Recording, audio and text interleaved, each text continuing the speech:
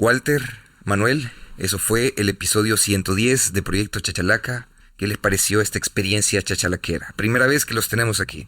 Bueno, para mí, buenísimo. La verdad que este medio es poderosísimo, es grandioso, fabuloso.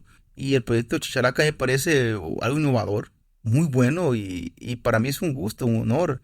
Y sobre todo, pues invito a que me sigan invitando para seguir hablando de estos temas. Yo creo que es bueno que sigamos este tipo de espacio porque te permite conversar, platicar de una manera bastante fresca, muy sincera y llegar a un público, una audiencia que está ávida de escuchar planteamientos, ideas y salirse de un embrollo mediático que muchas veces te asfixia y ver temas que son profundamente necesarios plantear. Así que para mí ha sido una fascinante experiencia y espero en próximas oportunidades poder acompañarte también. Por supuesto, espero que no sea en vísperas de una tercera guerra mundial, pero... No, para nada. Manuel, ¿a ti qué te pareció? Omar, ojalá más adelante estemos hablando de la paz en el Medio Oriente, así Ojalá. como estamos dedicándole este podcast que lo podamos ver. No, hombre, este espacio es una bocanada de agua fresca, de aire fresco, un vaso de agua fresca, quería decir, en el sentido de que nos salimos un poco de aquel contexto restringido de los formatos, digamos, Tradicionales. más ponerle. tradicionales, y aquí lo hablamos como lo queremos decir y lo platicamos como estamos. Entonces, sí, claro, agradecerte por el espacio. Yo también me quiero invitar por si tenés otro No, por espacio más supuesto. adelante. Aquí estoy Buenísimo, viendo, y es buenísimo. aquí estoy viendo temas muy interesantes que debemos de ir discutiendo. Recopilación de leyes laborales. Aquí Es tengo toda mi sección de geopolítica. Está Henry Kissinger. excelente. Bueno, este episodio tiene como objetivo dar un poco de insumos, elementos, para que ustedes que están escuchando este podcast puedan hacerse su idea propia. Razonen lo que compartimos aquí porque al final del día lo que ustedes se llevan y lo que ustedes deciden creer y defender es lo que hace la diferencia. Así que comenzamos. Bienvenidos a Proyecto Chachalaca, este es el episodio 110, desde el río hasta el mar, Palestina e Israel. Nos acompaña Walter Faguaga y Manuel Someta. ¿Qué tal, Walter? ¿Cómo estás? ¿Qué tal? Mucho gusto por aquí, ya preparados, listos y por supuesto ya para poder conversar sobre estos temas tan importantes y que creo que representan una agenda que es necesario debatir, dialogar por diversas razones y una de las más importantes para tener algunos elementos de juicios, por supuesto, para que las personas construyan, digamos, un pensamiento sobre esto. Perfecto. Y Manuel, ¿qué tal? ¿Cómo estás tú? ¿Qué tal, Amaru? Aquí, pues, gracias por la invitación, y poder platicar de estos temas que son tan importantes, que a pesar de que son algo distantes, siempre tienen un impacto con nosotros, y te agradezco mucho por la invitación. No, muchísimas gracias a ustedes por permitirme tocar este tema con ustedes. Hay siempre un par de preguntas que hacemos a los invitados para poder, digamos que romper un poco el tema del hielo, ¿verdad? Entonces me gustaría comenzar aquí y preguntar quién es Walter Faguaga. Bueno, Walter Faguaga es digamos, un ciudadano de la República de El Salvador, de profesión sociólogo, padre de familia, y que gusta mucho de estar pensando, analizando la realidad nacional e internacional. Disfruta mucho de la buena música, de la lectura y por supuesto le agrada mucho la búsqueda de la felicidad. Aparte, pues tiene una fascinación grandiosa por lo que es la libertad y ante todo, pues la posibilidad de que los seres humanos en algún momento de la historia podamos comprender que el universo es tan infinito y nosotros nos peleamos por un pedazo. Exactamente. Mira, la gente cuando dice, y en mi experiencia, cuando dice que son buscadores de la felicidad y tienen la libertad en su descripción, hace pensar que son fiesteros. ¿Sos fiestero, Walter? Me encanta el baile, la diversión y todo aquello que nos puede hacer feliz un momento. Bueno, ahí saquen conclusiones.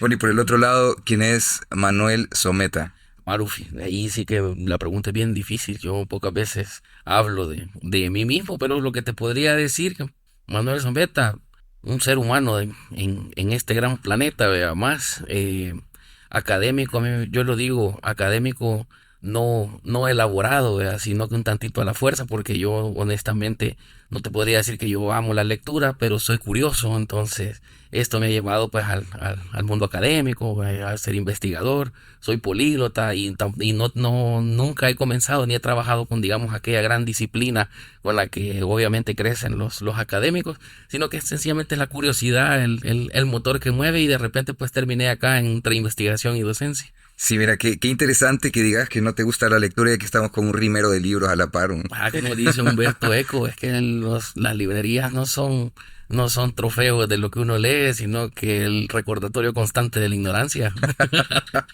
Excelente. Bueno, vamos a la segunda pregunta de rigor que solemos hacer ahora aquí en el programa, y es, Walter, ¿podrías compartirnos un momento trascendental en tu vida? Bueno, quizás de los momentos más trascendentales y importantes de mi vida, creo que, y hablando del tema que vamos a tener, fue cuando en el año 2001 fueron, cabalito, hablamos el 11 de septiembre, que fueron los atentados de las Torres Gemelas. Fue un momento duro, sobre todo por lo que pasó, ¿verdad? Todo lo que impactó. Claro. Pero cuando yo estaba en la tarde en la facultad, me recuerdo que mis compañeros y amigos de derecho me dijeron, mira, ¿y quién fue? Me dijo, pues seguramente lo van a atribuir a Osama Bin Laden. Le dije, ¿y quién es ese? Me dijeron. Le empecé a explicar quién es Bin Laden. Cuando a los días se empezó a hablar de Bin Laden, alguien le contó a un profesor ahí en la facultad, Chavo Martínez, sobre que alguien andaba diciendo que Bin Laden era, ¿va? Hice un foro, me acuerdo yo, fue mi primer foro que yo participé, muy nervioso, pero eso me dio como cierta identidad de estos temas. De ahí con el tiempo, porque es un tema que siempre he leído, pues a mí me gusta mucho la geopolítica, y sin duda a los que les gusta la geopolítica, Medio Oriente siempre es un escenario que te da un montón de hablar siempre. Claro. Entonces desde ahí para allá, pues te puedo decir que mi vida, en el tema de hablar de temas de este tipo, son parte de mi trabajo, digo, hasta este punto. Tal vez no tenga la disciplina formada de la geopolítica, pero he sido un curioso siempre y me ha gustado analizarlo porque creo que tiene implicaciones grandiosas. Y esa pequeña experiencia que te puedo decir se convirtió para mí como en un sello de mi identidad básicamente en este tema. Ok, interesante. Y por el otro lado, Manuel, ¿nos podrías compartir un momento trascendental en tu vida? Sí, creo que el momento en que mi vida quizás giró por completo fue un poco después de haber salido de bachillerato. De hecho, yo los últimos años de mi formación media los hice en Estados Unidos con ánimos, como muchos salvadoreños, de emigrar y establecerme en Estados Unidos. Claro. Sí. Entonces fui y estudié los últimos 2 años allá por el 2002-2003. Y me me enfrenté pues a la realidad de que los migrantes no tenemos tanto acceso a la educación superior en Estados Unidos. Entonces me topé con que mi única posibilidad de acceder a una universidad era justamente haciendo servicio civil, ese servicio militar. Entonces, y pues llegó la oferta del Army y te mandamos 2 años al Medio Oriente, y si regresas vivo te pagamos la universidad. Hay un pleno conflicto. Nada más. Eran nada más 2 años después de los atentados del 11 de septiembre. Entonces la oferta, pues la verdad es que lejos de parecerme atractiva, fue la que me ayudó a tomar la decisión de no, yo vuelvo a mi país, y si no he chineado un fusil por el ejército salvadoreño, menos lo voy a hacer por un ejército extranjero, y menos por el estadounidense. Entonces tomé la decisión, siempre quise ser abogado, y esa fue mi aspiración desde siempre. Entonces vine, y desde ese día pues decidí quedarme acá y hacer lo que sea posible por el desarrollo de este país. Un practicante de la paz. Increíble, increíble. Bueno, aquí siempre tenemos también una pregunta disruptiva que me gustaría hacer, y es, ¿el conflicto es un elemento fundamental de la humanidad? Sí, claro, de hecho lo decía Marx lo decía claramente, el conflicto es el acompañante de la historia. La historia de la humanidad ha sido la historia de la lucha de clases, y es parte bueno, si nos vamos al concepto evolutivo del ser humano, nuestra especie, que es el Homo sapiens primitivos, tuvo que matar y destruir otras especies homogéneas. Y si estamos aquí es porque algún día tuvimos un conflicto. Ahora, por supuesto, el conflicto inherente a la naturaleza humana, y ahí donde nace el Estado, ¿verdad? Para tratar la manera de mediatizar el conflicto entre los seres humanos y buscar la máxima racionalidad para evitar el conflicto como una parte. Así que yo creo que la violencia, no es que yo quisiera que no fuera parte de la historia, pero es nuestro acompañante perenne, histórico, paciente, sí, y que está preparado para cualquier momento también. Como decía un amigo, si no hay problema, puede haberlo. Sí. ¿Usted qué dice, Manuel? Es que el conflicto, por definición, a mi criterio, tendemos a usarlo o entenderlo como algo malo, pero realmente un conflicto es un choque entre fuerzas opuestas, lo voy a intentar decir de la manera más general, ideas, pensamientos, emociones, pues por las ideas es que mayormente los seres humanos entramos en conflicto, y pues los conflictos, si bien son necesarios, debe haber obviamente límites dentro de lo que la humanidad lo permite, pero han habido conflictos como por ejemplo la revolución industrial, el periodo de la iluminación, que fue un conflicto que nos sirvió para superar la superstición y que pues a partir de esto pues hemos avanzado lo que hemos avanzado en ciencia. Entonces no solo, como dice Walter, son necesarios, sino que también hay que comprender que los conflictos por definición son esta confluencia de energías que cuando chocan pues en un momento pueden no ser cómodas, pero siempre es de intentar buscar el balance y el restablecimiento del orden con algo de ganancia, porque los conflictos que para retroceder tampoco son buenos, ¿verdad? Entonces, yo considero de que los conflictos son muy eminentemente necesarios, parte de la vida del humano en sociedad, y deben de ser mediados y regulados con determinados límites. Interesante respuesta, y la verdad, pienso muy parecido. La verdad es que pienso que el conflicto es todo. Hasta respirar es un conflicto diario. Sí, hasta escoger novia. Mega conflicto, o sea, eso ya es otra clase de un nivel. Hay niveles, ¿sabes qué? Hoy diría hay niveles de conflicto. Sí, hasta que cenar todo genera un conflicto Sí, en algún por momento supuesto. determinado. Bueno, vamos entonces a comenzar este episodio. Vamos a ir por las definiciones. Por lo general, cuando se habla de conflictos internacionales, suele saltar al panorama esta palabra que es geopolítica. Bueno, estas dos palabras, geopolítica. Entonces, me gustaría preguntar, ¿qué podemos entender nosotros como geopolítica? Bueno, la geopolítica es, digámoslo, en el concurso de un concepto, puede decirse que es la manifestación expresa de los intereses y la relación de poder que se da en el mundo. Esto se da a partir principalmente de la construcción y la generación alrededor del globo de las dinámicas de quienes quieren conquistar todo y ganar todo, y aquellos que son los conquistados son los que se gana todo.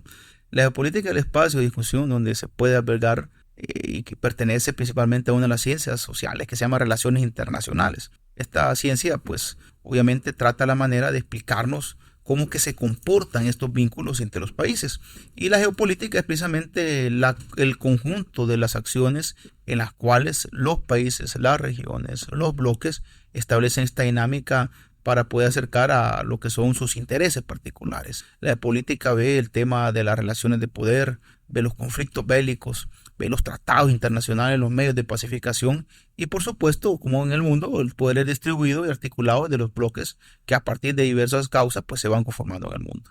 Ok, y bueno, hablemos entonces de estos elementos que se encuentran detrás de los conflictos, productos de la geopolítica, que podrían ser, por ejemplo, la frontera, la religión, la influencia económica. ¿Cómo estos elementos moldean la geopolítica en regiones como el Medio Oriente, Manuel?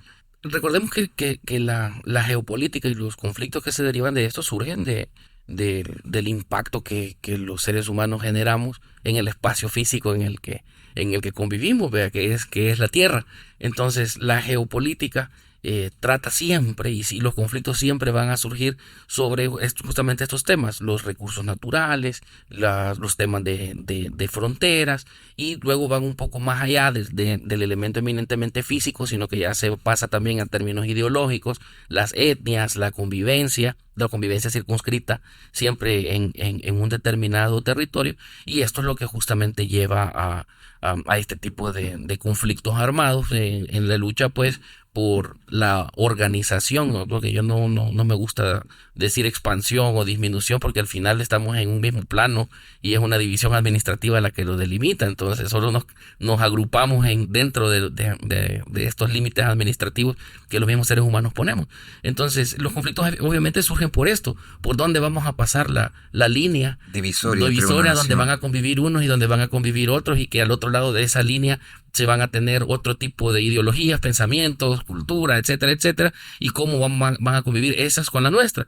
Lo mismo que sucede en el conflicto Israel-Palestina, que es uno quizás de los más notorios, porque las divisiones, primero que la línea esta imaginaria se ha corrido infinidad de veces, y surge justamente por quienes viven en qué lado de la línea.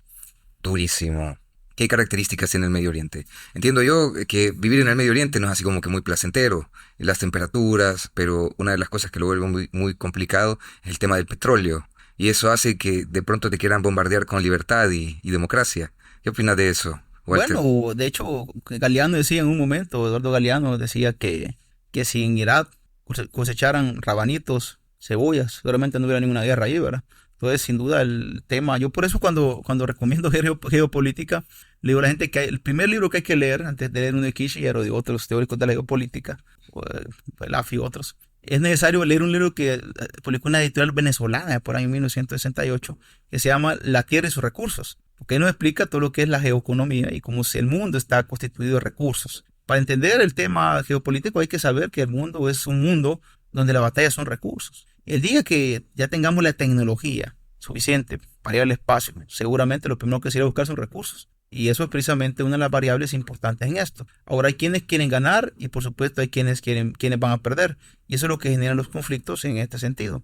Por eso que el Medio Oriente se convierte en un lugar, un espacio complejo, porque tiene en sí mismo uno de los recursos más importantes para mover el mundo. Todos los países de Medio Oriente que están, por supuesto, con pozos petroleros, tienen caudales de hulla para generar petróleo, se constituyen en fuentes de conflicto y de intereses, además de otros recursos que puedan tener, y lo que significa también para la humanidad el tema de Medio Oriente, porque Medio Oriente, digámoslo, es la cuna de la civilización que conocemos nosotros. De hecho, nosotros conocemos el mundo por los griegos principalmente, pero todo lo que los griegos acuñaron venía de esas zonas. Por eso los primeros grandes filósofos como Tales y otros pues vivían en puertos, y en los puertos se escuchaba todo lo que había allí. Y eso fue donde fueron creando eso. Además, la cultura, las grandes culturas, las grandes religiones, los grandes hitos de la historia humana pues pueden haber ocurrido en Medio Oriente. Mesopotamia, por decir algo, la zona de los ríos, estas zonas son parte obviamente de la historia y la tradición mundial. Entonces, para cualquier ser humano en el mundo, Medio Oriente representa más allá de la religión, de los hitos, y todo aquello que puede ser un factor importante de la cultura, además de los recursos que pueda tener esta zona. Ok. Bueno, y sobre el tema de los conflictos, podemos irnos al pasado y escuchar, leer sobre que los países peleaban, los reinados peleaban constantemente porque estos son mis huevos y yo reclamo esa tierra que vos tenés bajo tus pies. Y pues ahí era una cuestión de yo me expando por ese sentido. Pero ¿cómo tenemos que entender el conflicto entre dos naciones hoy en día? ¿Cómo lo podemos ver? Puedo entender que me digan que hay una lucha por recursos, por elementos como petróleo, litio, algún superconductor, silicio, semiconductores. Pero aquí yo diría, ¿qué está detrás de esto? ¿Qué se busca con esto? El capital, la lucha capitalista de generar riquezas, ¿qué hay ahí? Es que la estadía de los seres humanos en cada uno de los estados, la autonomía y la soberanía de los mismos, que son digamos, los conceptos modernos, traen a su vez una serie de problemas. El principal es generalmente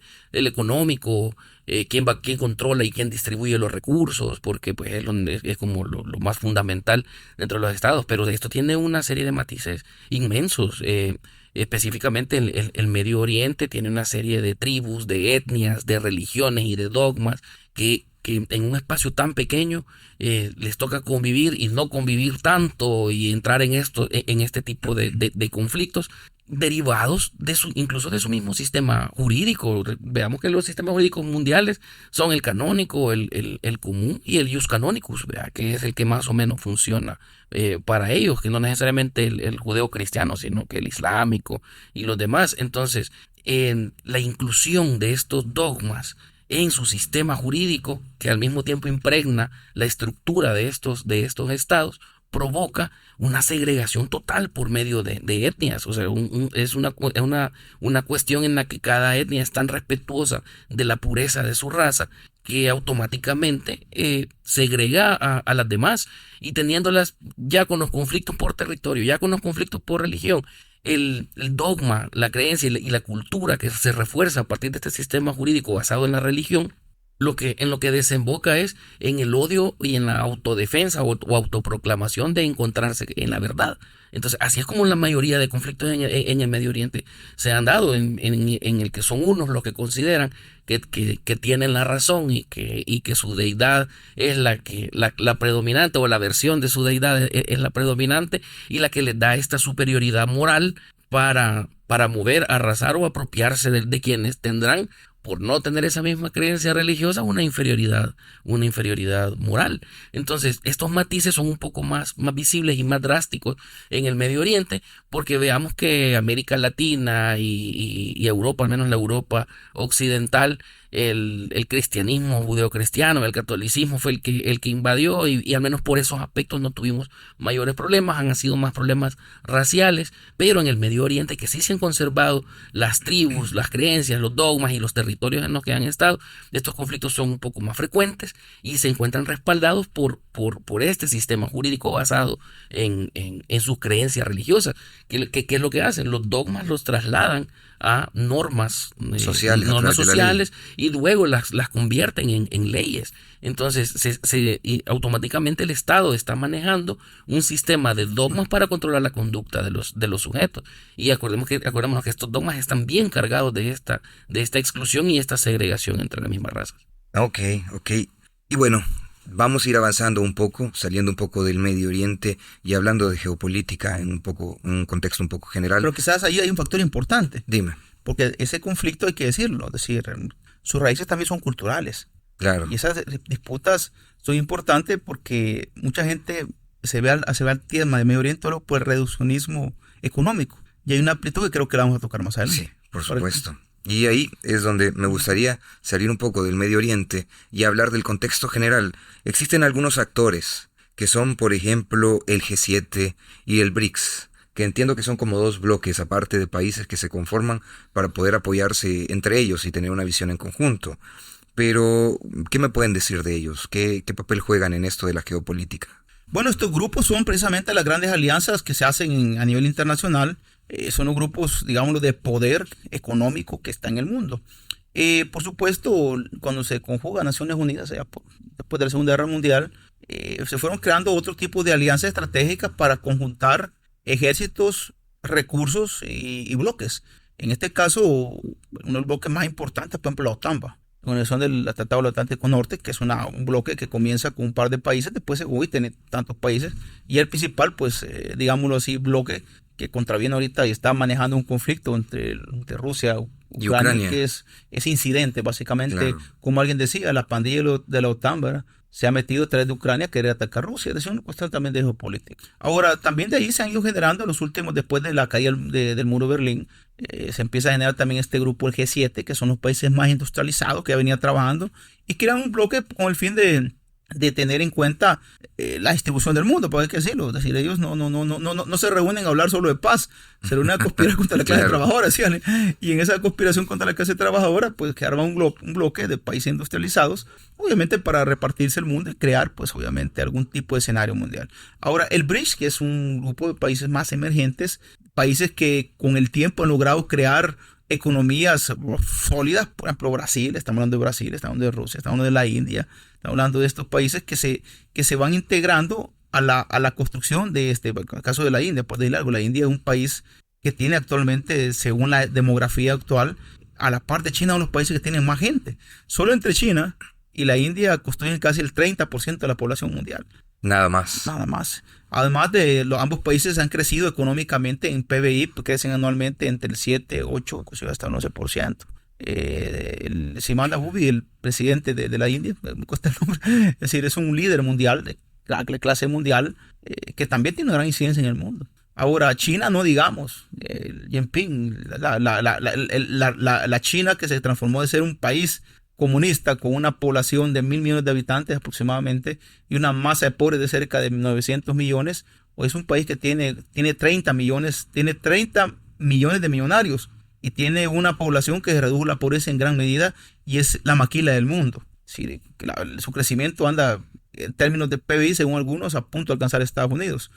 Hablamos de Brasil como el gigante latinoamericano, que es una potencia mundial y que su PIB supera el de Gran Bretaña. Es decir, estamos hablando que no supera casi a nadie, supera al país que en el siglo XIX fue el más importante del mundo y el más influyente y el que tiene tentáculos por todos lados. Tentáculos por todos lados, por todo su sistema de islas que tiene. Es decir, pero alguien decía también, ¿verdad? Brasil puede tener más PBI que que Inglaterra, pero sus desigualdades faltarán 100 años para resolverlas y cosas que pueden pasar en su momento, ¿va? Entonces estamos hablando de un bloque que también se aglutina y que le hace el contrapeso al G7 ahora en materia de considerarse, porque después, antes más G7 más Rusia. Hoy Rusia se aleja, según el Bridge, y crea pues también una alianza de países también importantes, con alto crecimiento económico, con alta incidencia geopolítica, y que debaten también lo que es la distribución de recursos, porque hay que decir una realidad. Tampoco que es hablar del British, es hablar de un país, de quienes van a liberar a la humanidad, porque aquí son intereses. Claro, y el supuesto. imperialismo que lo planteó Lenin allá en su gran obra, el imperialismo, la fase superior del capitalismo, tampoco estaba diciendo que hay que entender que los países grandes que están luchando en el bloque contra la hegemonía norteamericana u otros, es que vayan a liberar a la humanidad, tampoco. Entonces por eso que hoy con los conceptos hoy de soberanía, sobre los soberanistas, los globalistas, se vuelve interesante para tratar de entender los nuevos fenómenos actuales. Creo yo que en ese campo estos bloques que tenemos ahora pues representan grandes estructuras. En el caso otras, esos son organismos de países, hay organismos que son entre países, por ejemplo la Organización Mundial de Comercio, que es una entidad poderosísima, la OCDE, ¿verdad? Es decir, la Organización de Países para el Desarrollo, y estos serían bloques de países que también se integran para buscar alianzas y agendas comunes, donde siempre el fin fundamental es este tema del mundial sobre todo. Ahora, tú hablabas al principio sobre la OTAN, esta unión de los países del Atlántico Norte. Prácticamente, o sea, como tú dices, cada unión o cada grupo se establece en función de ciertos intereses, ¿no? El interés particular de la OTAN es como este tema de ser la policía del mundo, entiendo. Tiene más, digamos que más activos militares. Sí, la OTAN se forma precisamente como una especie de alternativa a la ONU, porque está claro que la ONU no tiene ejército. Tiene tropas de paz que usualmente son soldados, sí, o gente que va, pero no van con un fin militar. La OTAN, el fin es eminentemente militar. Y como dice alguien, una pandilla, porque es un grupo de países que se alían listos para unirse, para derrotar a cualquiera que les quiera meter. Que ataque a cualquiera de ellos. Entonces es una alianza estratégica que se forma en los países, sobre todo pensando en que nazca otro Hitler, ¿verdad? O nazca otro totalitario, o que salga otro y que quiera hacer frente, entonces ya la alianza está hecha para enfrentarlo. El problema es si el que lleva la batuta es igual que el que quieren atacar, ¿verdad? Ahí es el problema que se les da a OTAN, porque muchas veces, bueno, hoy por ejemplo, viene Trump ahora y Trump dice que no vuelva para otra guerra provocada por la OTAN, ¿verdad? Y ese es el problema que tiene con Rusia ahorita, porque al final de cuentas es la pandilla de la OTAN, pero quien encabeza ha sido Estados Unidos, el que ha ido a prestar más muertos Estados Unidos, el que ha metido más recursos de Estados Unidos. Y al final de cuentas Estados Unidos el que menos amenaza ha tenido en este momento o ha tenido conflictos bélicos en su territorio. Pues entonces es una cuestión que muchos han marcado y han criticado a la OTAN por esa desigualdad en cuanto al tema de la guerra. Fíjate que yo en algún momento me puse a hacer varieté en Wikipedia, de pronto, no sé si a usted le ha pasado o si yo soy así como un enfermito, que de pronto me metía en la Wikipedia y empezaba a leer un artículo, me saltaba otro y así iba. Y entonces dentro de lo que estuve leyendo, y me pareció interesante y me gustaría saber qué opinan de esto. Está la OTAN en algún momento de la historia ya conformada y viene Rusia e intenta unirse a la OTAN, pero es rechazada.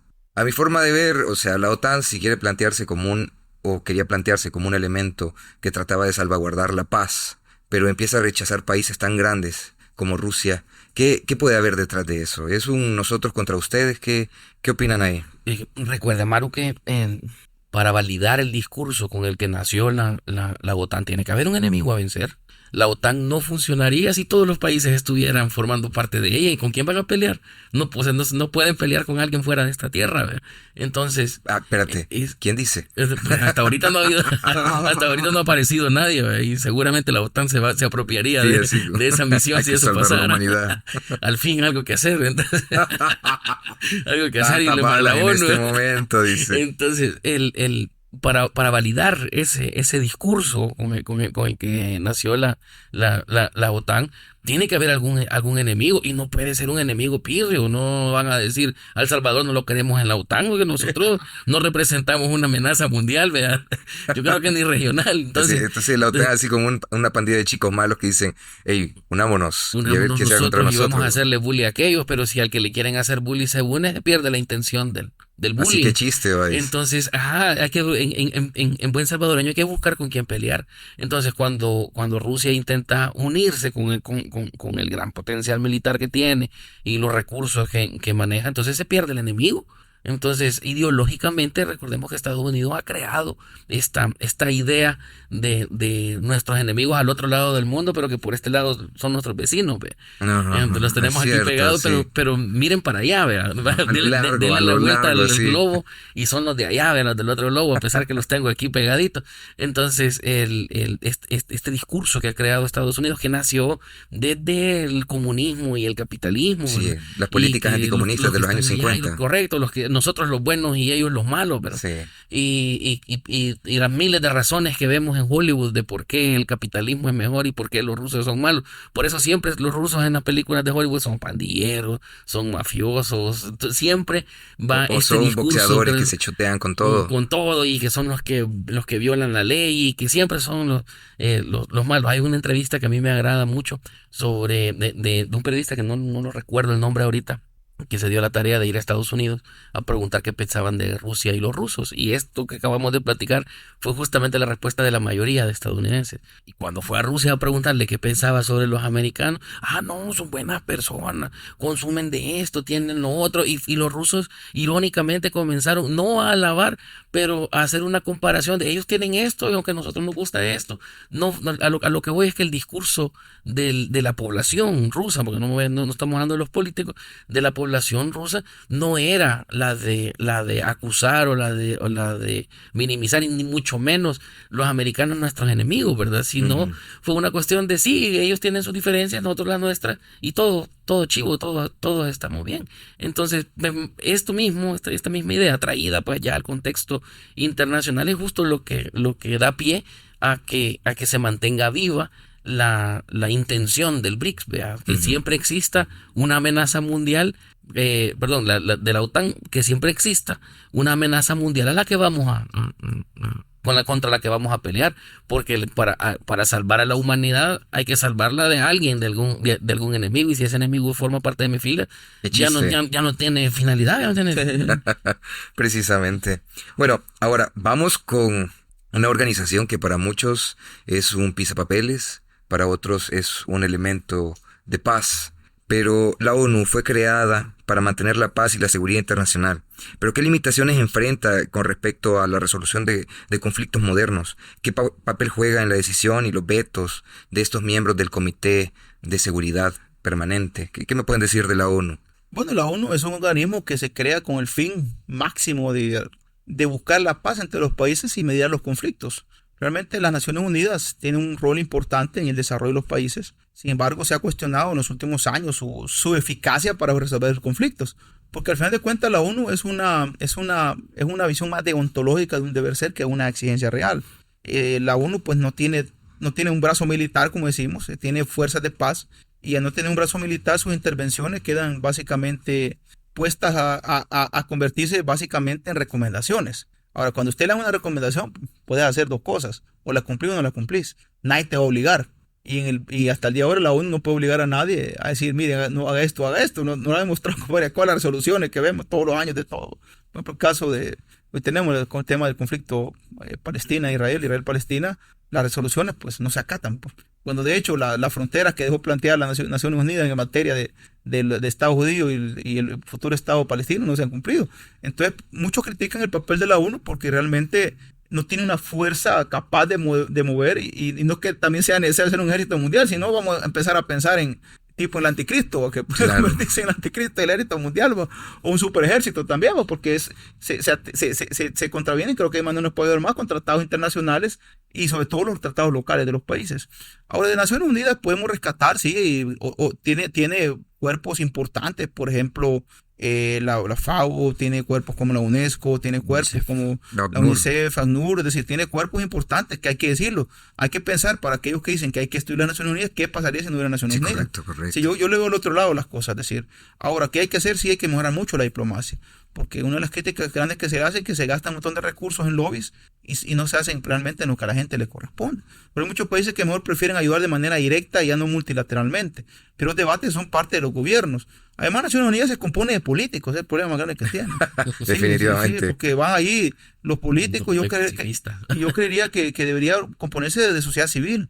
creo que eso ayudaría mucho más. En Naciones Unidas, fuera de la sociedad civil, hubieran... Activistas. De hecho, hay digamos, elementos. Hay organizaciones que participan, y Naciones Unidas apoya mucho a las organizaciones de sociedad civil, pero los gobiernos mandan a personeros. Realmente Naciones Unidas debería emplearse a pensar también en espacios para sociedad civil. Por ejemplo, cuando van a hablar los presidentes, el famoso discurso todos los años, yo creo que creo que ahí debería, cada discurso que pasa es ir aumentando la hipocresía del mundo, que ahí todos son discursos hipócritas, mentirosos, falsos en la mayoría de casos. Y que aunque ha habido discursos importantes, hay que decirlo, hay que rescatar discursos claves para entender el mundo, pues usualmente los políticos llegan a hablar cosas de que muchas veces no pasan y si pasan son en su cabeza. Entonces, no en la realidad. Entonces yo creo que ahí es importante señalar y cuestionar ese papel de la ONU, no el espíritu que tiene y la función que tiene de la aspiración a que un día la humanidad comprenda que somos y que no es el único lugar que tenemos esta tierra y tengo que cuidarla, trabajarla. ¿Y cuál significa también? A mí me encanta esa importante reflexión de Carl Sagan cuando habla de este puntito azul, ¿verdad? Y creo que esa debería ser la entrada de cualquier evento de Naciones Unidas, que estamos unidos para batallar en este pequeño puntito por nuestro bienestar. Excelente. Bueno, vamos entonces a enfocarnos en el Comité de Seguridad, que es un elemento clave para poder comprender por qué la ONU no es tan eficaz a la hora de solventar problemas. Fíjate que yo pienso que la ONU en términos de paz, que fue uno de los objetivos principales con los que nació la ONU, para mí es un gigante sin dientes.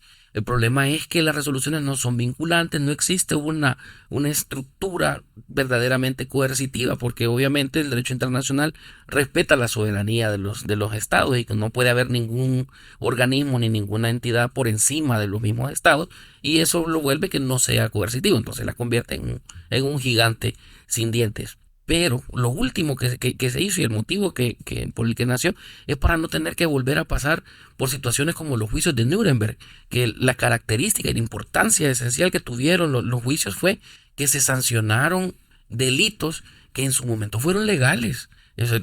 Si nos vamos a los principios esenciales de la ONU y del derecho internacional, los países son soberanos, los países pueden hacer a nivel interno lo que quieran y no se puede interferir dentro de ellos. Pero ¿qué había pasado en esta situación justamente con los judíos? Que me parece hasta un tanto contradictorio que ahora sean ellos los que están justamente replicando lo que les sucedió, lejos de ser quienes promuevan el que no le suceda a nadie más. Correcto. Entonces, ¿qué sucedió con los juicios de Nuremberg?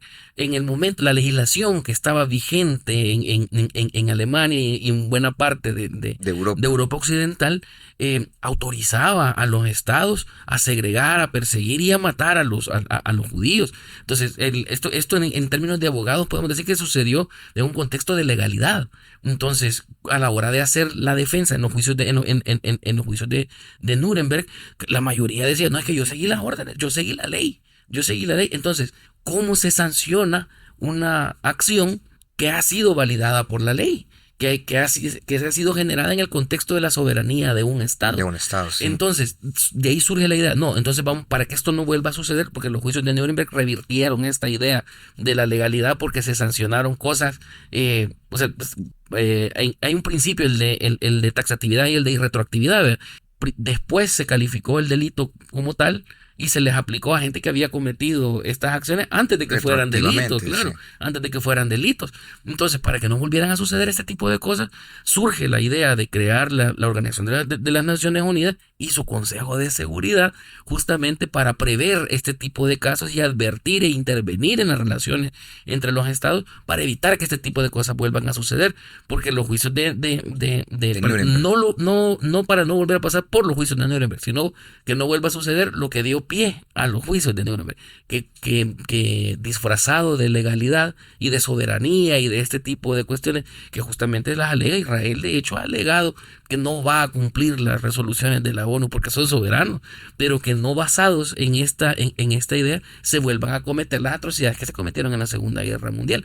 Esa es la idea.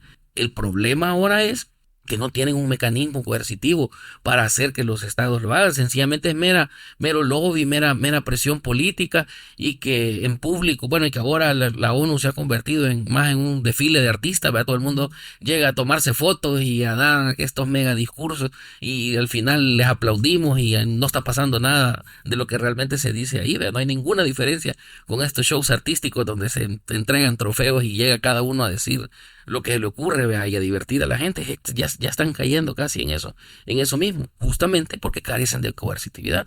Los otros organismos que componen la ONU ejecutan su función relativamente bien, vea, como es la FAO, UNICEF, y todas las demás están dedicadas, sí. Pero no son, si te das cuenta, no están dedicadas a la paz. No están dedicadas a la paz, sino a otra cosa. Es el Consejo de Seguridad, y que, en representación de la ONU en general, la que parece que selectivamente hace sus declaraciones y sus resoluciones, y que aun cuando las hace no hay ninguna forma de forzar, o no se ve mayor, digamos, esfuerzo por parte del Consejo de evitar este tipo de conflictos y de proteger realmente a los países en conflicto, especialmente a los más desprotegidos, que es la finalidad con la que surgió. ¿Quiénes conforman el Comité Permanente de Seguridad de las Naciones Unidas? Estados Unidos principalmente. China, Inglaterra, Rusia, Francia. Sí. Son 5 países, ¿no? 5 países. Son 5, sí. Y ahora con esto de que sean permanentes, fíjate que como son los aliados que prácticamente ganaron la Segunda Guerra Mundial, ¿verdad? Se apropian del puesto como miembros permanentes de las Naciones Unidas, tema del Comité de Seguridad. Del Comité de Seguridad. Se lo apropian bajo el discurso de: miren, si nosotros salvamos al mundo, nosotros los salvamos a todos ustedes, nos deben todo. Nos deben el que tengamos un puesto permanente, y por ende yo voy a decidir sobre los conflictos de todos los demás, porque como yo salvé al mundo, el que más sabe de paz soy yo, ¿verdad? Entonces, este discurso debe cambiarse, porque se les está cediendo a nivel internacional demasiado poder a esta estructura.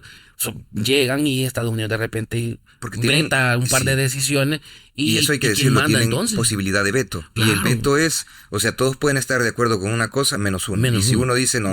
Y solo por unanimidad, ahí muere. Entonces, ¿quién está gobernando? Y si el conflicto es internamente dentro de uno de esos países, Estados Unidos, el Reino Unido, China, Francia, Rusia. Si hay algún tipo de vinculación entre el país que plantea el veto y sobre quién se va a decidir, muy pocas reglas de derecho internacional, muy pocas normas prohíben que participe. Tendría que ser él, porque no se le puede exigir a un miembro permanente del Consejo de Seguridad que se abstenga o que se recuse. Entonces, porque se estaría vulnerando su soberanía. Es decir, mire, esta es una estructura que Henry Stimson, Brian Kellogg la crearon de una forma de posicionar a Estados Unidos en un lugar favorable dentro de la ONU y dentro del Comité de Seguridad, para que justamente se puedan tomar estas decisiones. Y aquí volvemos al tema de geopolítica que veníamos hablando hace rato. Si la decisión de Estados Unidos es tan determinante para la paz mundial, entonces ¿quién decide? ¿Quién está gobernando realmente? ¿Quién está incidiendo sobre los conflictos de los demás? Esta idea es la que yo pienso que debería de repensarse, sí. Definitivamente, creo que ya no es vigente y no es conveniente de ninguna manera, porque estamos poniendo al servicio de esa gente. Exactamente.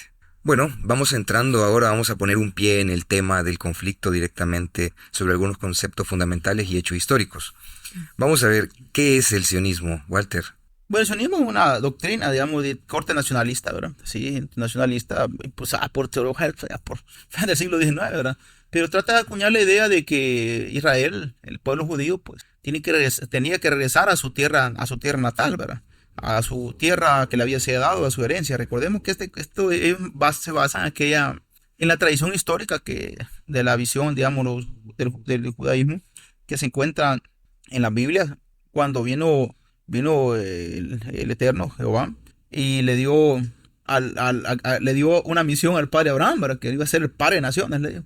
Cuenta la tradición, es decir, judío-cristiana, que cuando él tuvo un hijo, Dios le prometió un hijo que iba a ser el heredero de él, ¿va? Pero como la señora era muy mayor, Sara, le dijo en ese momento: mira, yo estoy grande, yo estoy mayor, vos estás más mayor, todavía ya estamos viejitos los dos, pues. Y mira, aquí me han regalado a este esclavo, que ese esclavo se le regalaron precisamente cuando va al viaje a Egipto.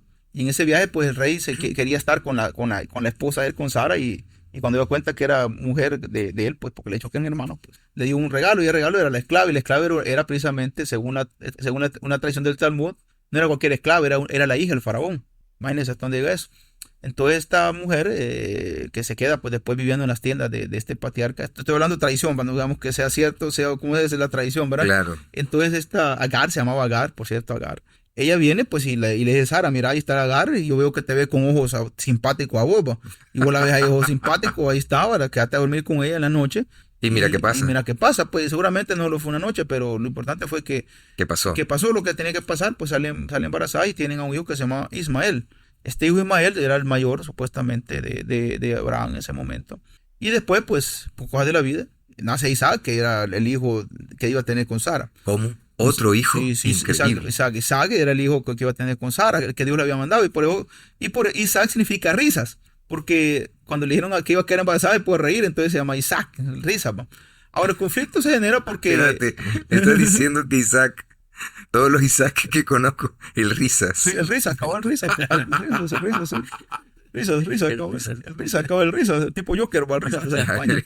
Entonces, viene y cuando pasa esto, obviamente, como decía Marcel Mauss, decía, el mito no es la historia, pero es base a la historia. Hay que entender eso, los conflictos en ese sentido, posiblemente sean, porque esto que estoy contando lo escribe Moisés, cuando baja allá al cerro, monte, así. al cerro, y pues empieza a crear la tradición, porque es la historia oral que Moisés traduce obviamente en papel, ¿verdad? O en este caso en papiros. Ahora, cuando eso sucede, pues se crea hablamos de conflicto, que el primero era un conflicto, porque Agar, por supuesto, no solo iba a quedar una noche con el padre Abraham, sino que le gustaba, pues y la tomó como concubina. Y pedía los derechos para su hijo que le daba también al otro hijo. Ya cuando va creciendo, pues Sara se le acerca y le dice, pues, comenta a tu mujer, mírale, yo veo que Agar sigue siendo Agar para vos y ya no solamente la esclava. Además, su hijo es una amenaza para nuestro hijo, porque puede generarse, tarde o temprano, él va a querer atentar contra él. Y viene Moisés, pues, bueno, pero Abraham, ya estoy metiendo a Moisés también. Viene Abraham y los saca, los echa. En eso que los echa, había una situación que se genera, que es donde está el conflicto teológico bien importante. Yo estoy hablando de la tradición judío-cristiana. Lo echa, viene Agar, va en el desierto, viene Dios y le levanta un pozo a una tierra, y ahí nace lo que es el pueblo árabe. Esa es la tradición judío-cristiana donde nacen los árabes, con Ismael. Ahora, los hijos de Agar y Abraham. Cabal, que es Okay. Ismael. Ahora, y con el tiempo, cuando crece Isaac, Dios le dice a Abraham, porque Dios probó muchas veces la figura de Yahvé. Yahvé es Jehová, es el latinizado, ¿va? Yahvé, que en la lengua original aramea, Yahvé es un Yah, algo así, Yah. Ahora, que para Moisés, que le dice el yo soy, es decir, yo no tengo nombre, pero ellos le decían Yahvé. Entonces Yahvé viene y le dice a este caso, a Abraham, quiero que me hagas un sacrificio. Lo llevo al monte, al cerro, al monte, está el monte, donde está el gran conflicto, donde está la Meca, donde está el muro de los lamentos, que es el centro de Jerusalén. Ahí en ese monte, le extraña algo a Abraham, que Dios le haga un sacrificio, pues no le dijo a qué sacrificio. Cuando está arriba ya hacer el sacrificio, le dice Dios, ¿y qué voy a sacrificarle? Ya ve que voy a sacrificar. Ahí está tu hijo. Sacrifícame a tu hijo. Ahora esa actitud y esa acción del sacrificio, Dios le dijo, pero mi hijo, mi único hijo, sacrifícalo. Entonces vino Abraham y con todo el dolor de su alma, ¿verdad? Saca el cuchillo. Saca el cuchillo, lo pone y lo iba a matar. En ese momento Dios le dice, párale, no le. Estaba vacilando. He probado tu corazón. Por eso Einstein decía en un momento determinado que Dios jugaba al azar, ¿verdad? Porque le gustaba jugar al azar. Entonces le gustaba probar a la gente. Es decir, pero que en el Evangelio vas a escuchar a la gente la prueba que Dios me ha puesto, porque toda la vida ha sido prueba. La prueba contra esto, la prueba contra esto. Y esa prueba fue la prueba de la fidelidad de Abraham hacia Yahvé en el caso. Y ahí le saca un becerrito y ya lo sacrifican, y en ese momento pues Dios le dice que va a ser el padre de naciones, todo lo demás. Eso en los judíos cristianos, pero después muchos años de ahí ya se pasaron. En el año 623 de nuestra era ya, Mahoma, que era un comerciante, ¿verdad? Casado con una viuda comerciante, empieza a reescribir la historia del pueblo árabe. Y cuando le empieza a escribir se da cuenta de una cosa, que los judíos y los cristianos tenían un solo Dios. Y como tenían un solo Dios, eran más poderosos, no tenían tanta idolatría. Y él se le revela que el Dios el Dios del Sinar, el Dios, por eso la lunita, ¿verdad? Que el Dios del Sinaí, el Dios del monte, es el Dios de ellos. y que la revelación de él era que el sacrificado no iba a ser Isaac, sino que Ismael. Por lo tanto, el monte donde estaba, precisamente después hoy está la Meca de Omar y la de Al-Khalafi, esas dos mecas, ahí fue donde fue el sacrificio. Para los musulmanes ahí está el máximo logro que fue Ismael, y para los judíos su máximo logro que es Isaac. Entonces el conflicto ideológico nace en ese convenio de luchas entre un problema de un hombre mayor que tiene un hijo con una esclava y después tiene un hijo con su esposa. De ahí vienen los aires de pureza. Mira qué loco, voy a agarrar esa vaina y podría hacer un episodio de Rosa de Guadalupe fácilmente. Sí. Tú les cambias los nombres a nombres latinos y te sale un novelón. Sí. Ahora, sí. Épico, man. Sí, porque realmente es la herencia, porque la herencia es el pueblo, es decir, es el patriarcado. Uno dice, esta herencia patriarcal. Ahora ahí puedes tener varias cuestiones que ese conflicto tiene, pero dicen que es un conflicto entre hermanos, porque realmente son pueblos semitas. Ahora, con el tiempo, ¿qué pasa? Abraham crece, obviamente, su hijo Isaac crece y tiene sus hijos, y sus hijos, pues entre esos hijos que él tiene, pues nacen las tribus de Israel, que son las tribus que tienen. Las 12 tribus, las 12 tribus, es decir, en esas tribus que tiene, pues, bueno, él va teniendo después aparece otra historia que se cruza, que es la historia de Esaú, que es otro hermano que también tiene el mismo problema, Josué y Esaú. Estos hermanos tienen un problema grande, porque se dividen, y Esaú agarra pan de los árabes, y el otro, ¿cómo se llama? Hermano, agarra hacia su madre. Y ellos, de ahí nacen las 12 tribus de Israel. Esas tribus que nacen, es decir, que serían ya los nietos de Abraham, estamos hablando que está creando una nueva visión de cómo se construye el pueblo. Y aquí en el nombre le dice, tu nombre va a ser Israel. Sí, ya no es el nombre, sino que es Israel, es el nombre de este hijo. Este sería el nieto de Isaac. Esaú. Es decir, Esaú es el que se va para un lado y Jacob se va para el otro, que es el hijo de Isaac, que es Jacob. Jacob, imagínate cómo la historia cuenta este caso la tradición judío-cristiana de que era como el mimado.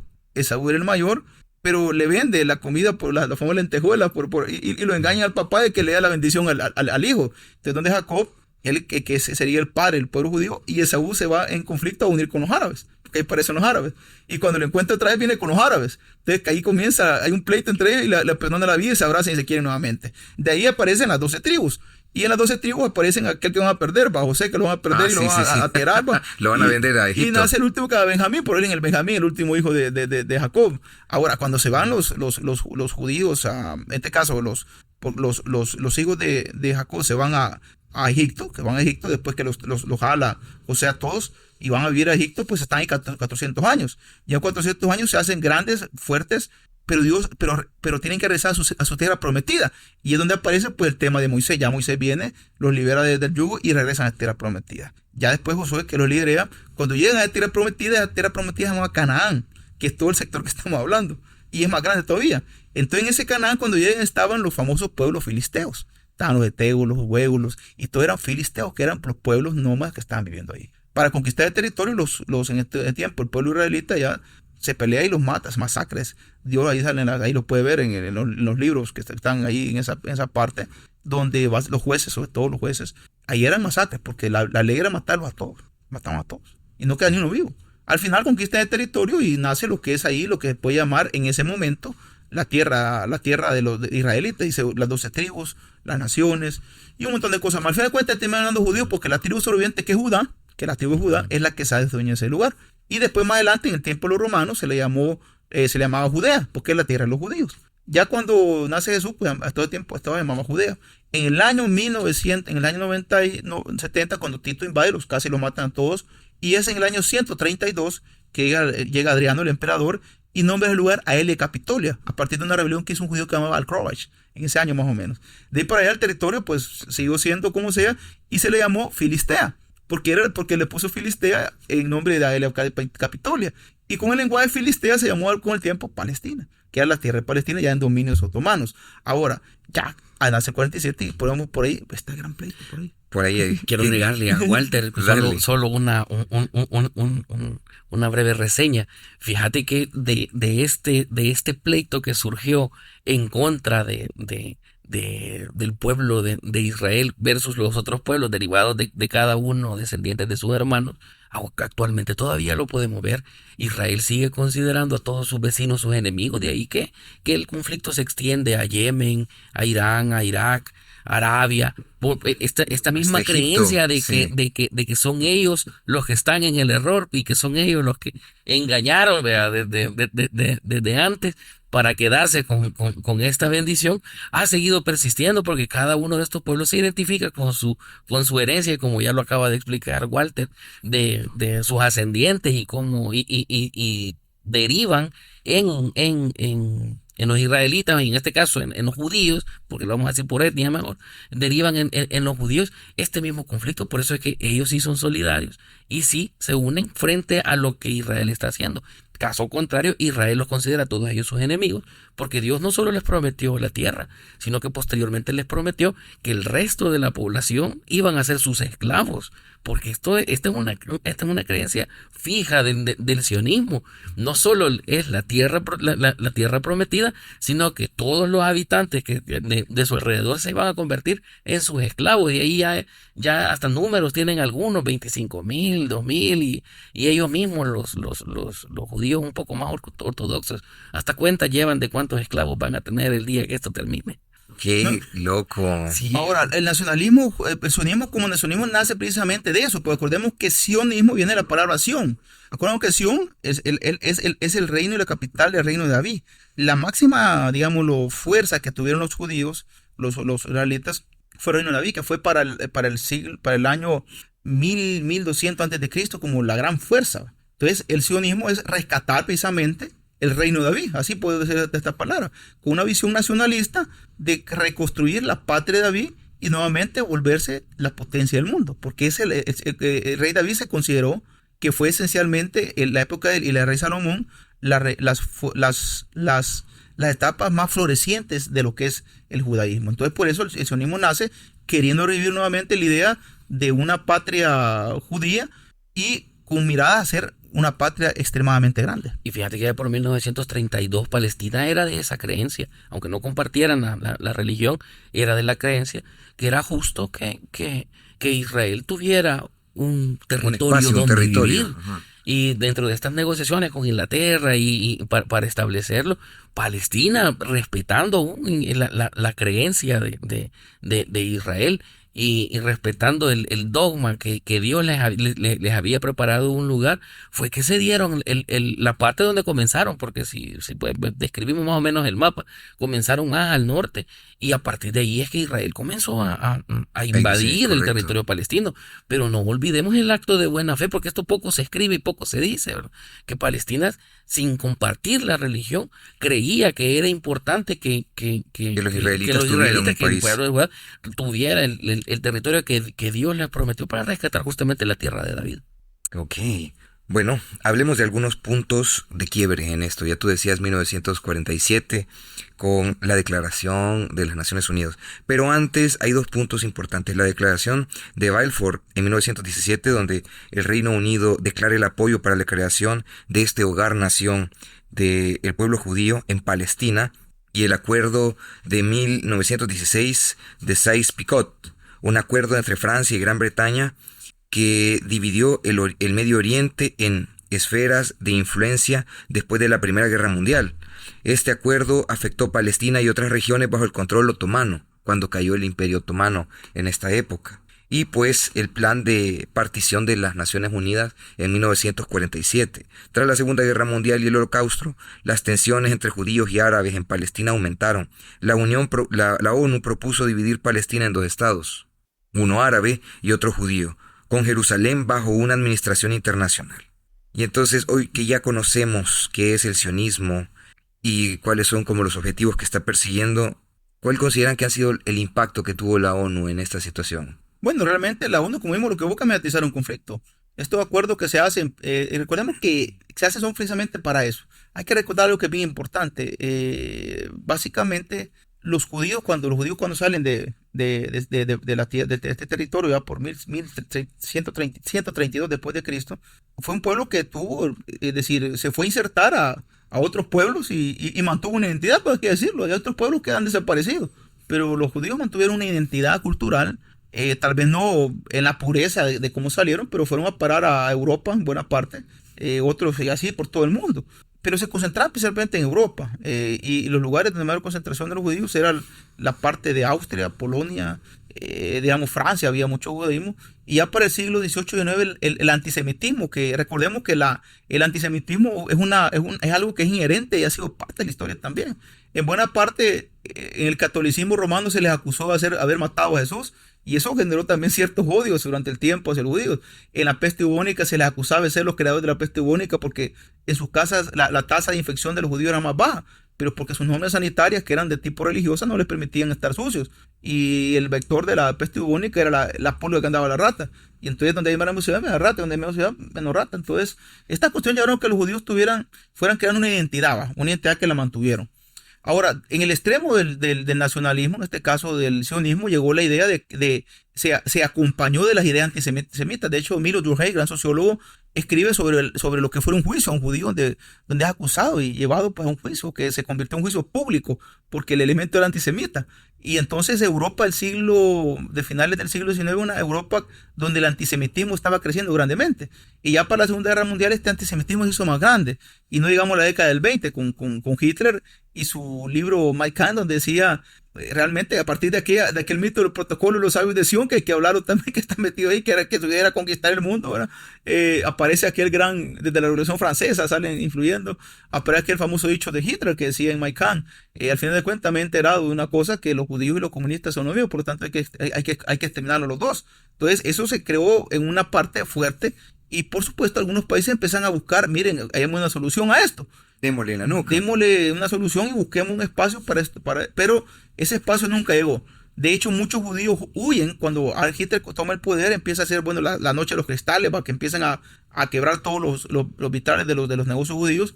Muchos judíos huyen hacia Europa. En otro lugar los echan, no los aceptan. Otros judíos huyen hacia el territorio, ya no era territorio otomano, sino que era territorio inglés, donde se le dominaba Palestina, y llegan ahí y no encuentran tampoco, son echados y tienen que regresar a Europa.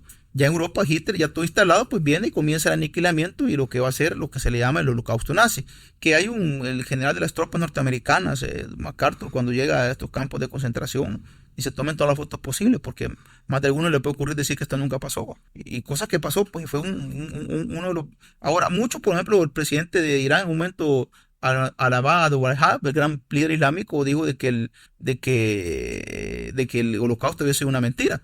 Cuando le cuestionan, dice, no es que no haya pasado, digo, realmente sí murieron 6 millones de judíos, digo, fueron asesinados por los nazis, pero todos se olvidan de los 60 millones, 80 millones que murieron, que no eran necesariamente judíos, también fueron exterminados. Dice. Entre ellos habían árabes, habían homosexuales, habían gitanos, habían de todas las razas, dice. Pero él lo decía de esta manera. Sin embargo, la magnitud del exterminio hacia este caso los judíos fue lo que crece y nace, pues que la idea de buscarle al fin el lugar que se tiene ahora.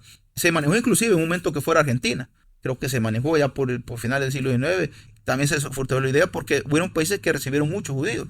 De hecho, es el primer país en el mundo que tiene más judíos después del que está en este territorio, es Estados Unidos. Estados Unidos tiene cantidad de judíos. De ahí están otros países como Inglaterra, como Argentina tiene muchos judíos, Brasil tiene muchos judíos, y obviamente Europa también, ¿verdad?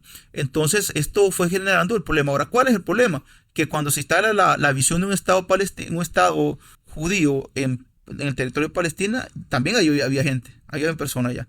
Y aunque trataba de decir de que solo eran tribus beduinas, pero sí habían personas, y a estas personas también se les violentó su derecho, que era también el tener su propio Estado.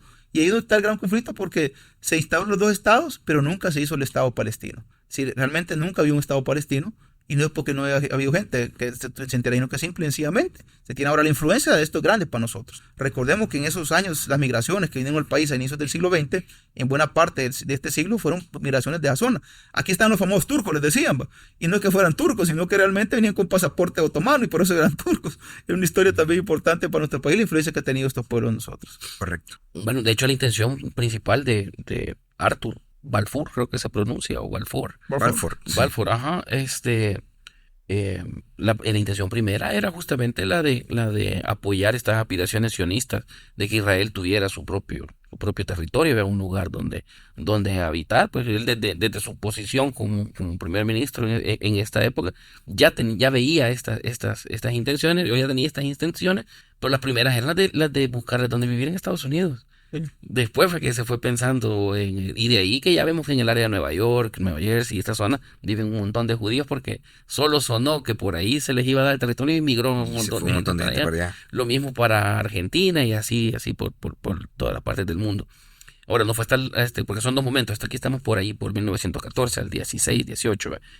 Ya después con lo sucedido en la Segunda Guerra Mundial, más gente empatizó con esta idea de que era necesario que Los judíos Israel tuvieran su espacio. tuviera un espacio, ya que tanto que habían sufrido. Y dentro de esta empatía, lo repito, porque muy poco se dice, pienso yo, Palestina también empatizó con ellos, que es lo que indigna en estos momentos, la poca empatía que Israel está teniendo hoy con aquellos que estuvieron dispuestos a ceder una porción de su territorio para respetar una creencia que ni siquiera era de ellos, una creencia que era en respeto de su vecino. O sea, vos crees que tenés prometida una tierra por tu Dios, porque yo no sé que creo en esto, y te han perseguido y has sufrido por esto, entonces vení, te voy a dar un pedazo aquí de terreno, lo voy a aceptar a partir de las ideas estas iniciadas por Balfour.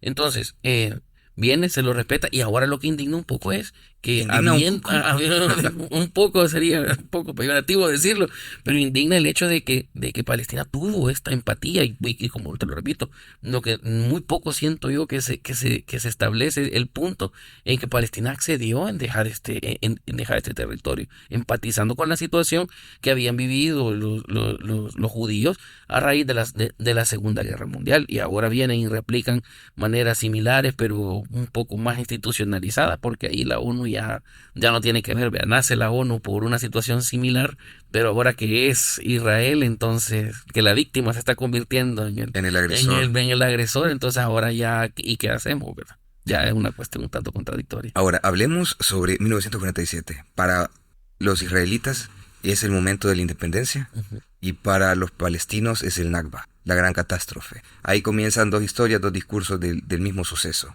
Y llegamos hasta la actualidad, pero a lo largo del tiempo han existido personajes o líderes, grandes actores, que se vuelven trascendentes porque les toca continuar el conflicto. Yo de pequeño, a quien recuerdo es el nombre de Yasser Arafat. Eso era fácil, sí. Sí, por otro lado, el nombre que tengo muy presente en la actualidad es Netanyahu. Sí, es que ha habido personajes de todo. ¿Verdad? Yasser Arafat era un luchador social palestino, por supuesto, y crea ya por los años 60 la Organización para la Liberación de Palestina, la OLP. La OLP era un brazo político, un brazo armado, y pues en su estatuto estaba la destrucción del Estado judío, y decían hasta tirarlos al mar, pero que eso tampoco es decir, aquí no hay un lado bueno y malo, hay, Sí, no, por hay dos supuesto. conflictos, ¿verdad? Y los otros, pues obviamente tirarlos a ellos, pues decir, es que esto es dialéctico, ¿verdad? Entonces, pero Yasser Arafat, pues lejos de todo, pues acordémonos que es decir, el gran momento, los judíos obviamente tampoco la tuvieron fácil en su momento, cuando llegan ahí, pues declaran la guerra, lo quisieron invadir, pues. Y se lograron, pues, que el famoso David Ben Gurión, que era el líder en el momento, Golda Meir, la presidenta también que haré más adelante, la guerra de los 6 días, pues, es decir, los judíos fueron creando la idea de ser acordemos que ¿dónde venían los judíos? Los judíos venían de ser exterminados. Y David Ben Gurión lo que dijo, nunca volverá a pasar eso. Y eso también afinca una idea de convertirse en un ejército y un país donde sus ciudadanos tienen que ser servicios militar todos. Tienen que servir para protegerse, porque está en un territorio donde es como que aquí, vos estás aquí en esta casa Todo lo que y todo lo que tienes atrás, el objetivo principal es exterminarte, pero también no lo tenés fácil. No lo tenés fácil Sí, por tampoco. Es decir, supuesto. tampoco no lo tenés fácil porque realmente es un mal vecindario el que tienen ellos, y tampoco son vecinos que quieran decir en un momento determinado. Obviamente tuvieron pleitos con Siria, con Líbano, y la OLP nace precisamente buscando crear el Estado palestino. Con Egipto tuvieron grandes problemas, con Egipto tuvieron guerras, también con Egipto tuvieron guerra con Jordania, con Saito, es decir, pues este conflicto con toda esta gente. Ahora, el punto fuerte es allá en el 87 cuando se crea la famosa intifada, que fue un levantamiento que provocan los palestinos para buscar llegar a una negociación. En ese momento los judíos tienen un gran líder que es Isaac Rabin, mate Isaac, pues otro Isaac, Otro recitas. Isaac Rabin, que empieza a negociar un acuerdo con los palestinos para lograr establecer la paz, cerrar la intifada y construir un acuerdo permanente para buscar un Estado palestino. Y Sarah Rabin firma que no me equivoco, en septiembre del año 93, y se da la mano allá en Estados Unidos con testigo presencial Bill Clinton, donde se dan la mano, pues y acuerdan con Yasser Arafat terminar la intifada y el nacimiento del acuerdo de la Autoridad Palestina, que es un sector autónomo que después iba a convertirse en un Estado. De hecho, los palestinos pasaron mucho tiempo diciendo que iban a declarar el Estado, muchas veces. Ellos lo iban a declarar supuestamente, no me equivoco, no me falla la memoria, el 4 de mayo del año 2002, lo querían declarar, pero se les vino y han sido declaraciones. Con el tiempo ha habido países que han ido adoptando embajadas palestinas, han ido incorporando a Palestina ya organismos de Naciones Unidas, inclusive son observadores permanentes de Naciones Unidas ahora, pero no se concretó. Al fin de cuentas, a Isaac Rabin lo mató un fundamentalista y Arafat murió pues de anciano. Ahora estos dos líderes representaron en un momento pues una visión de las cosas. Ahora hay que hablar, la OLP como organización palestina pues obviamente tuvo su brazo fuerte, pero después Yasmur Abbas, que era su líder, el heredero de Arafat, pues él siguió muchas líneas. Mahmoud Abbas, sí. Pero ¿cuál es el problema? Que también tenían otros brazos. Tenía el Fatah, por ejemplo, ya Islámica, y tenés por supuesto a Hamas ahora, que es el que tiene el control básicamente del poder, que es un brazo armado, obviamente organizaciones consideradas terroristas porque hacen uso de la violencia pues para fines políticos, y son los que lideran. Aparte tenía Hezbollah, que es el partido Dios, que es un brazo armado de Irán en el Líbano. Entonces estos han tenido una influencia importante en la determinación también de las visiones guerreristas. Y los judíos con la expansión, pues, obviamente cuando llegan a invadir los territorios que no son, de hecho la guerra de los 6 días de los 60 fue donde se vio eso, que ellos toman, se apropian de Jerusalén, sacan a la gente que estaba allí y donde comienza un gran conflicto por la definición de Israel. Ahora, aunque la capital universal es Tel Aviv, en un momento determinado solo El Salvador y Costa Rica tenían las embajadas en Jerusalén, porque Jerusalén es un territorio internacional. Pero ambos la quieren como capital y ambos la nombran como capital. De hecho, es un conflicto bastante complicado. Ahí fue donde Donald Trump avivó un tanto los roces cuando dijo que reconocía que Jerusalén era de Israel y comienza otra vez a avivarse. Y él mismo estableciendo que no quería guerra en otro lado y haciendo este tipo de comentarios, como el que Jerusalén era la capital de Israel, o sea, sabiendo de que era un territorio reconocido internacional y que fácilmente se desestabilizan ahí los humores.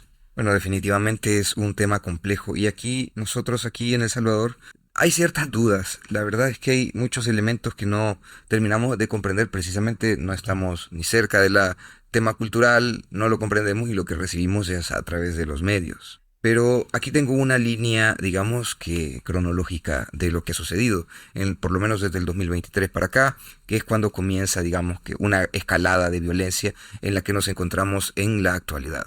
Aquí tengo el ataque inicial de Hamas el 7 de octubre del 2023. Hamas lanza una ofensiva coordinada desde Gaza, incluyendo incursiones terrestres, marítimas y aéreas utilizando parapentes, drones explosivos. Esto resultó en la muerte de 1.300 israelitas y la captura de varios rehenes. Este ataque es considerado el más letal contra Israel desde su independencia. La respuesta de Israel. Tras el ataque, Israel declaró formalmente la guerra a Hamas e inició una serie de bombardeos intensivos en Gaza. Atacando infraestructura militar civil, Israel también impulsó el bloqueo total, cortando suministro de agua, electricidad y combustible a Gaza. Llega el bloqueo total el 9 de octubre. El ministro de Defensa israelí, Yoav Gallant, anunció un bloqueo completo, calificando a los militares como animales humanos. Esto afectó gravemente las condiciones humanitarias de Gaza y llevando al colapso de el único generador eléctrico de la región. Ataque cruzado y escalada regional. Hezbollah desde Líbano y otros actores de la región como los huites en Yemen comenzaron a atacar contra posiciones israelitas, elevando el riesgo de la escalada más amplia en el Oriente Medio. Despliegue internacional y ayuda militar. Estados Unidos ha proporcionado asistencia militar y ha posicionado portaaviones en el Medio Oriente como medida de disuasión. Sin embargo, a pesar de la presión internacional, Israel continúa con sus operaciones militares y bombardeos afectando gravemente la infraestructura de Gaza. desplazamiento masivo y crisis humanitaria. Israel ordena la evacuación de más de 1 millón de residentes del norte de Gaza, lo que provocó advertencias de los organismos internacionales sobre una catástrofe humanitaria. La ONU y otros actores han intentado negociar corredores humanitarios, pero aún así sigue siendo crítica, con enfrentamientos constantes y un gran número de víctimas civiles. Entonces, y esto continúa en la actualidad, y yo creo que en un episodio más adelante vamos a hablar cómo está escalando esta situación actual con los últimos sucesos, como los ataques que sucedieron de Irán a Israel y lo que está sucediendo nuevamente Los en barcos de Yemen Sí, en correcto. el mar y eso. Es que fíjate que cada quien alimenta los ánimos de su parte. Porque obviamente la guerra no es buena para nadie. Nadie gana. Ajá, cada quien alimenta los ánimos de sus bandos, y muchas veces esto resulta en revanchas, porque veamos en este último ataque, que a mí me cuesta pronunciar el nombre de este señor, de Yahya Sinwar, que es o era el líder de Hamas, el que estaba recientemente liderando. Israel hace público, supuestamente para humillarlo, el video de sus últimos momentos, vea, donde cayó el misil en el búnker donde se encontraba, y luego cuando llega el dron a buscarlo, pues para los israelitas era una forma de humillación, pero esto terminó dándole ánimos a la gente, la imagen del tipo sin un brazo, arrastrándose y con su único brazo bueno, en lugar de querer huir, tirándole palos y piedras al dron que por último lo iba a matar, ¿verdad? Entonces, lejos para los palestinos, esto lo que provocó fue conatos de nuevos líderes y gente que va a seguir con esta lucha por haberlo visto así. Y para los israelitas, miren, esto es un elemento de apoyo para subirles los ánimos. Estamos ganando y vamos en esta vía. Entonces, estas acciones, pienso yo que lejos de disminuir el conflicto, lo siguen alimentando. Las ideas pues israelitas son claras, ¿verdad?, del exterminio, pero esto no quiere decir que si fuera la inversa, Palestina no podría pensar en exterminar a Israel, y esto no sería primera vez que les pasa a los judíos y a los israelitas. Entonces yo pienso que lo idóneo es comenzar una negociación, pero lejos de los dogmas que los tienen impregnados, que yo pienso que es un tanto idealista pensarlo, ¿verdad? Sí. Porque tendrían que abandonar prácticamente su esencia, pero que sería, creo yo, la única forma en la que en el que este conflicto va a tener. Pero Si es no, que la solución es increíble. que alguien va a tener que exterminar a alguien, Sí. y solo así se van a entender ellos. Y es que eso es lo terrible, fíjate, porque pensándolo, no veo a Israel cediendo tierra construida, porque toda tierra que tuvo Israel, que se le fue ganando a Palestina, fue construyendo en ella y fue poblándola, fue colocando colonos. Y por otro lado, no me puedo imaginar a un pueblo como Palestina olvidando todos estos años de violencia y todas las escaladas que han habido, porque datos interesantes que se pueden encontrar en internet sobre el conflicto es que Palestina es un país compuesto principalmente por gente muy joven, que son los que han ido sobreviviendo a lo largo de los años a estos bombardeos, a estos ataques, incursiones israelitas en Palestina. Aquí, como decía Walter, es que aquí no hay gente buena o mala, aquí es un concierto de matices que al final del día cada quien va a terminar de armar su mosaico, ¿no? Y pues, como para ir terminando, creo que hay unos elementos que sería bueno discutir sobre el efecto de esto en América Latina, cómo lo vamos a ir percibiendo. Vamos viendo, por ejemplo, que hay países que empiezan a cortar relaciones con Israel, que empiezan a separarse de actividades económicas de ellos. Pero hablemos de este tema, de la diplomacia y el comercio. ¿Cómo ven esto con respecto a Latinoamérica? Bueno, América Latina, digámoslo así, no es un mercado tan fuerte no es un aliado, digamos, no es un aliado tan estratégico para el Estado judío. Es decir, realmente Petro ha hecho operaciones, Brasil, de otros, y siento que hasta ciertos puntos son como alianzas, ¿verdad?, que se pueden hacer. En muchos casos hay una visión, yo lo voy a decir, es decir, yo estoy muy consciente de algo. Ninguna guerra en el mundo donde gente civil que no hay nada de ver perece es condenable. Netanyahu está claro que sus enemigos Hamas, pero también está claro que los parapetos de Hamas es la gente civil, y no le importa arreglar un edificio, aunque solamente uno de Hamas haya, si 90 personas son gente inocente. Terrible. Es decir, la visión de la guerra, de la cabe total, eso, quien lo piensa, que sacrificar humanos para un fin particular es algo correcto, no, bueno, tampoco vamos a felicitar a Hamas Por lo que hace. por lo que hace, que son también un grupo, como se llama, bélico también, inhumano también. La incursión del 7 de octubre hay muchas que decir, porque yo no dejo sospechar que un país que tiene tanta seguridad y que cuida tanto de sus fronteras se vaya a meter eso. Dime lo que, como se sospechó del 11 de septiembre en su momento de Bush, tampoco no podemos dejar de pensar en Netanyahu para justificar sus incursiones. Yo creo de que en ese caso no se ha dicho mucho y hay que decir bastante. Ahora, la respuesta de América Latina en diversos países que ha sido cerrar relaciones con Israel, apoyar, acuerpar a Palestina, son cuestiones que es propia de la diplomacia. Pero mientras los países más fuertes, que tienen mayor cuota de incidencia, no lo hagan, pues eso no va a cambiar. Eso no va a cambiar. Ahora, la actitud de uno, yo, como te digo, condeno todo conflicto bélico, condeno obviamente la agresión hacia inocentes desde el Estado palestino, condeno a Hamas y sus formas también violentas de atentar contra civiles también del Estado judío, y por supuesto condenamos todos los actos de guerra. Ahora, la búsqueda de una solución pacífica, negociada, no se ve tan cerca. No se ve No se ve fácil. tan cerca, es decir, porque tienen que ser posiciones. Y obviamente la reconstrucción de Gaza, ¿quién la va a pagar? Porque Gaza ha sido destruida, ha sido aniquilada. Población pobre, que era pobre, va a estar más empobrecida. ¿Y quién va a pagar eso? Los árabes vecinos no han demostrado tampoco solidaridad.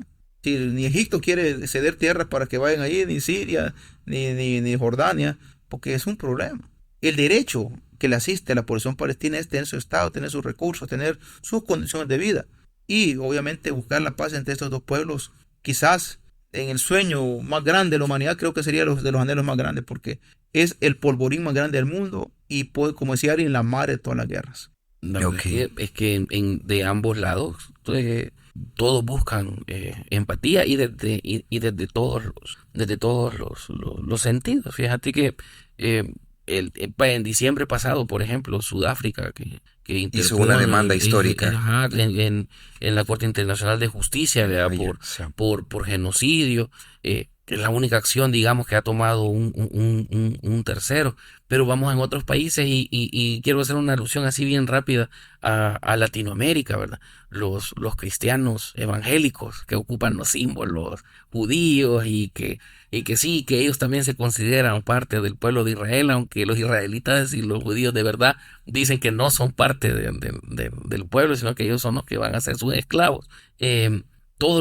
Israel nunca rechaza abiertamente a estos cristianos evangélicos porque son un soporte ideológico para su causa. Si incluso las leyes en Israel no son muy cristiano friendly, como dijo un periodista por ahí, Por ¿verdad?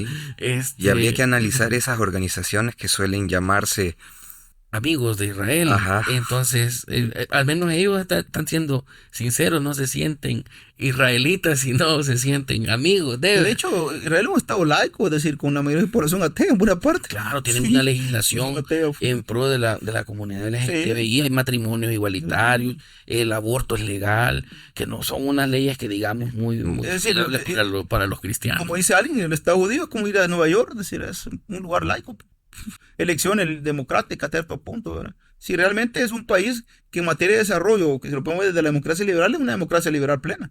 Y enfrenta regímenes políticos digamos, autocráticos en muchos casos, ¿verdad? Pero con un afincamiento que sí, que la gente pues le guarda. Es que la gente también, por eso conté lo religioso, porque la gente se va al lado religioso. Nosotros nos vamos al lado del derecho internacional, que es el que tiene que prevalecer en todo caso y el cual es la racionalidad de las cosas. Ahora, si yo me voy por el lado donde me siento más feliz o más identificado, ahí hay problemas, porque por ejemplo, yo he visto por el caso de Venezuela, por ejemplo, te voy a meter a Venezuela por esto, porque Maduro, para tratar la manera de convencer a la izquierda latinoamericana, dijo que el régimen que iba a ganar era fascista, imperialista, sionista y destructor del pueblo palestino. ¿Por qué? Porque ahí, con ese gancho, agarra una parte de la izquierda, que la izquierda significa para este lado.